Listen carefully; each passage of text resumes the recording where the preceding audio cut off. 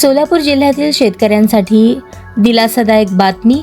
खासदार प्रणिती शिंदे यांच्या पाठपुराव्यानंतर जलसंपदा मंत्री राधाकृष्ण विखे पाटील यांनी उजनी धरणाच्या उजव्या आणि डाव्या कालव्यातून तसेच म्हैसाळ उपसा सिंचन योजनेतून तातडीने पाणी सोडण्याचे आदेश संबंधित अधिकाऱ्यांना दिले आहेत. मुंबई येथे झालेल्या बैठकीत खासदार प्रणिती शिंदे यांनी कमी पावसामुळे खरीप पिकांवर झालेल्या संकटाची माहिती देत मोहोळ, दक्षिण सोलापूर, उत्तर सोलापूर, पंढरपूर, अक्कलकोट, मंगळवेढा आदी तालुक्यातील शेतकऱ्यांना तातडीने सिंचनासाठी पाणी उपलब्ध करून देण्याची मागणी केली होती. यासोबतच म्हैसाळ योजनेतून मंगळवेढा तालुक्यातील गावांसाठीही पाणी सोडण्याची मागणी मान्य करण्यात आली आहे.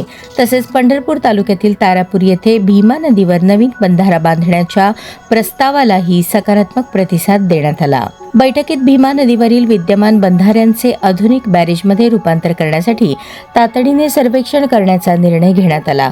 या सर्वेक्षणासाठी सुमारे 150 कोटी रुपयांचा निधी उपलब्ध करून दिला जाणार असल्याची माहिती जलसंपदा मंत्र्यांनी दिली.